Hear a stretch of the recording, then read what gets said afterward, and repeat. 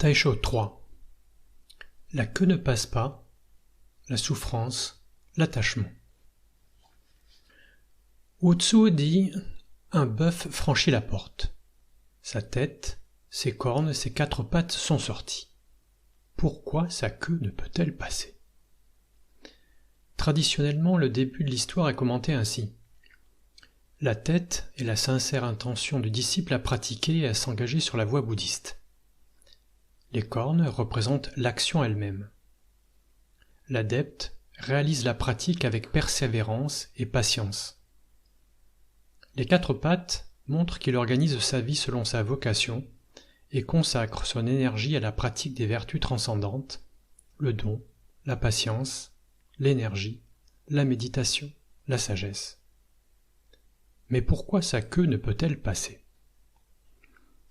Il est si difficile de renoncer aux passions, à l'ambition, à l'avidité.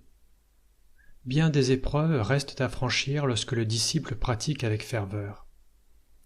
Il y a en nous des attachements subtils, le désir possessif, l'attachement aux personnes, l'orgueil, l'obsession par exemple. Laisser passer la queue serait-ce renoncer ou dépasser ces tendances ? Pourquoi l'attachement serait-il néfaste ? Il est nécessaire de revenir à la base du bouddhisme. La méditation est le remède qui permet de nous libérer de la souffrance, certes, mais qu'entend-on par souffrance ? Il en existe trois figures. Le premier mal-être est très subtil. C'est le mal-être inséparable de la notion d'individualité, ce que l'on nomme souvent la tension existentielle.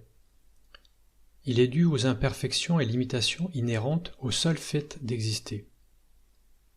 Le Bouddha explique que nous sommes composés d'agrégats, formes, sensations, perceptions, sentiments et constructions mentales, consciences discriminantes, qui sont loin d'être parfaits. Nous sommes défectueux à différents niveaux. Cela nous occasionne un mal-être continuel, une tension sourde. De plus, notre approche de la réalité est partielle. Nos sens, notre intelligence sont limités et cela nous trouble beaucoup.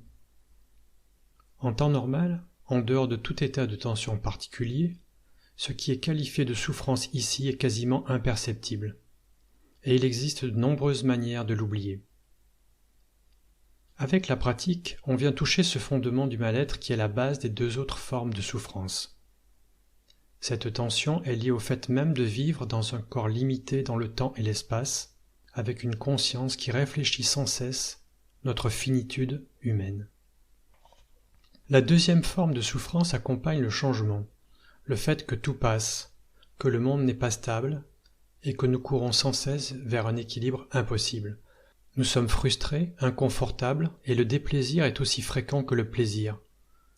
Nous supportons mal de perdre ce que nous aimons, de ne pouvoir obtenir les choses que nous désirons. Cette souffrance est l'insatisfaction permanente et le déplaisir qui l'accompagne. Elle est dévoreuse d'énergie car elle s'exprime par notre résistance au changement. La troisième forme est ce que nous appelons communément souffrance. Ces événements qui surviennent et qui nous causent des ennuis et des peines. Nous les résumons en parlant de la maladie, de vieillesse et de la mort. Personne n'est épargné et la sagesse semble constituer le seul remède à cette souffrance.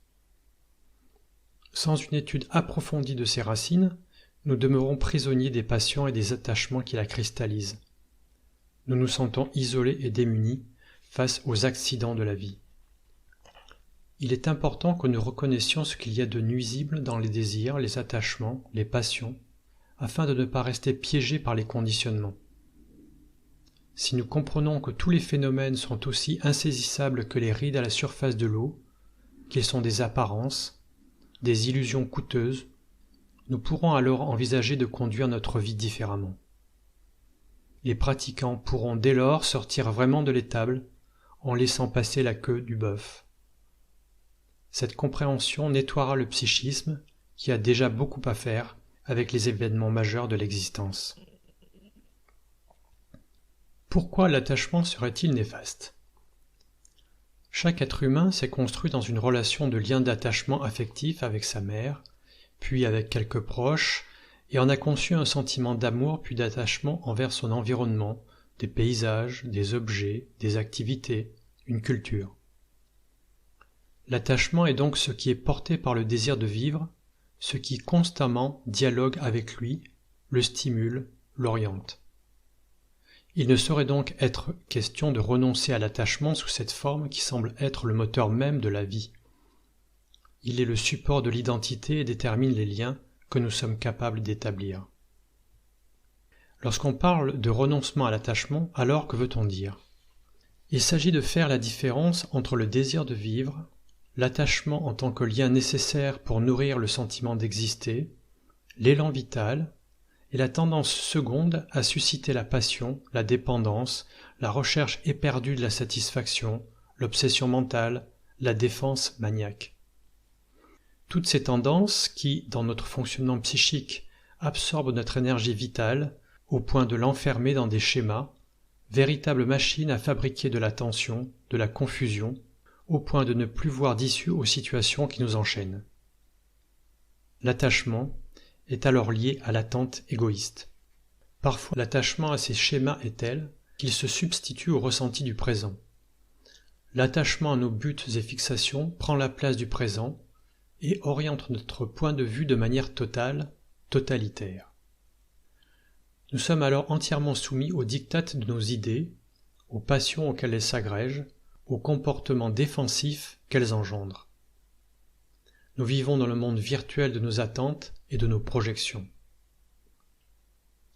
L'habitude de vivre ainsi conforte le sentiment d'un moi stable, adapté à toutes les situations, ayant réponse à tout.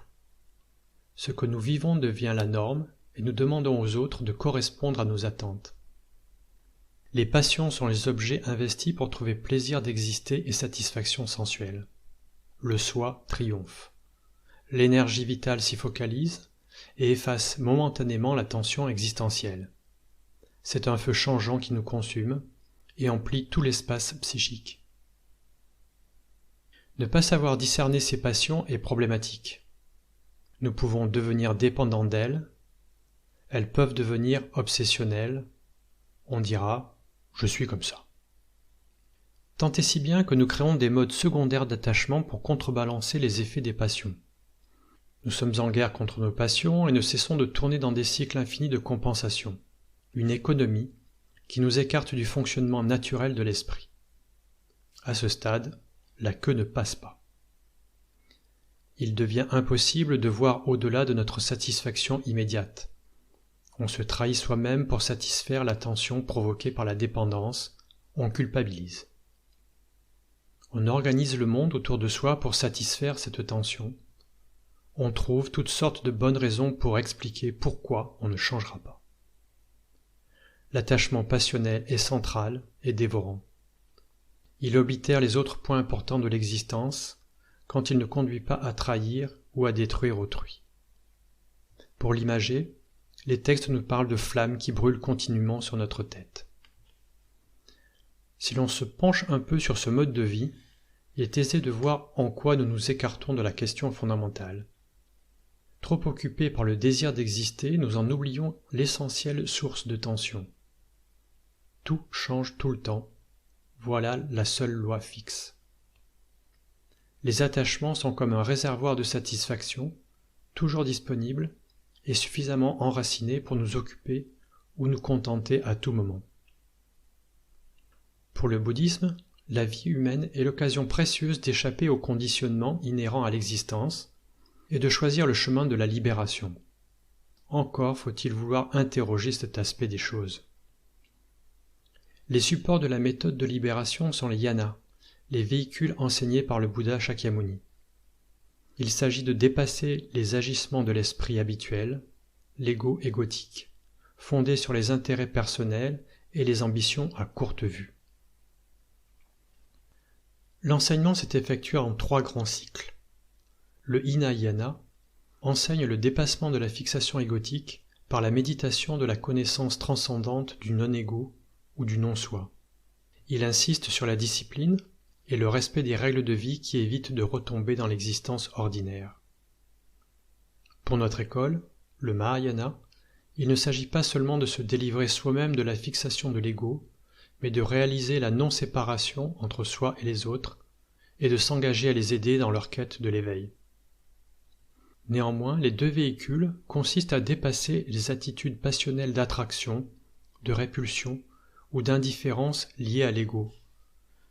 Elles permettent de prévenir complètement le sentiment d'exister pour soi-même, ainsi que le sentiment ordinaire de ce que nous appelons la réalité, bâti sur les fixations de la saisie dualiste.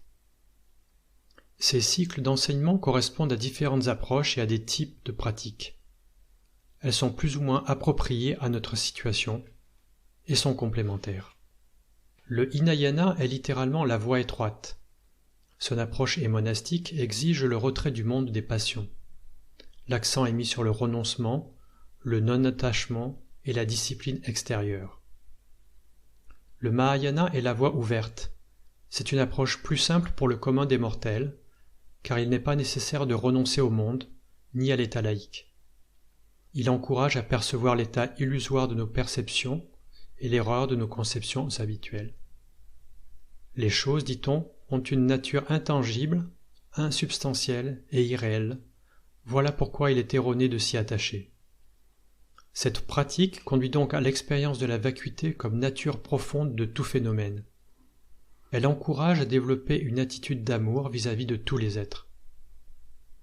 Le Mahayana enseigne à pratiquer la compassion et la connaissance transcendante, à dépasser les catégories ordinaires de la pensée, ce qui est considéré comme la voie de l'éveil incommensurable. Cette pratique nous conduit peu à peu à considérer les aspects relatifs et absolus de l'existence. Sagesse et compassion sont la pratique au plan relatif. Vacuité et connaissance transcendante sont la pratique au plan absolu.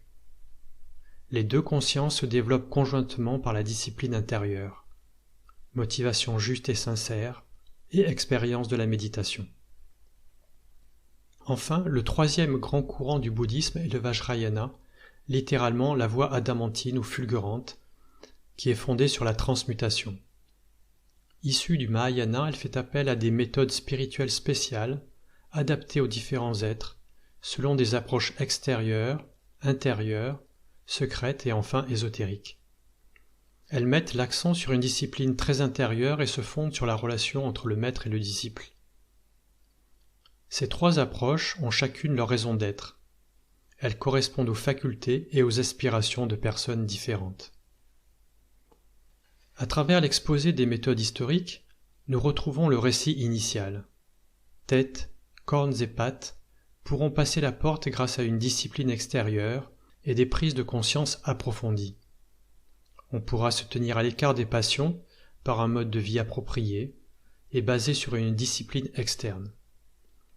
Nous pourrons les transformer, les nettoyer de nos attachements négatifs ou morbides et comprendre mieux les autres.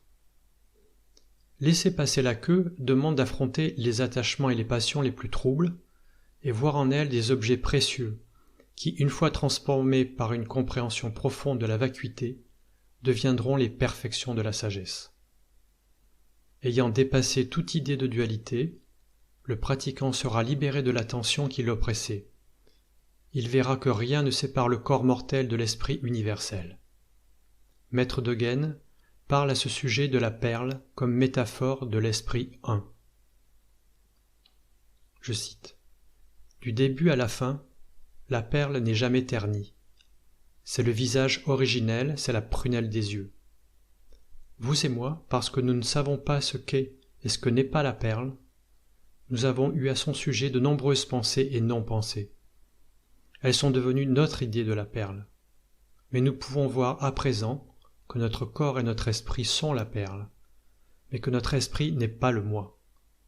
Celui qui réfléchit à la vie et à la mort, comment peut-il douter de la perle brillante ? Que nous soyons embarrassés ou troublés, cela n'est encore rien d'autre que la perle brillante. Aucune action, aucune pensée n'est séparée d'elle.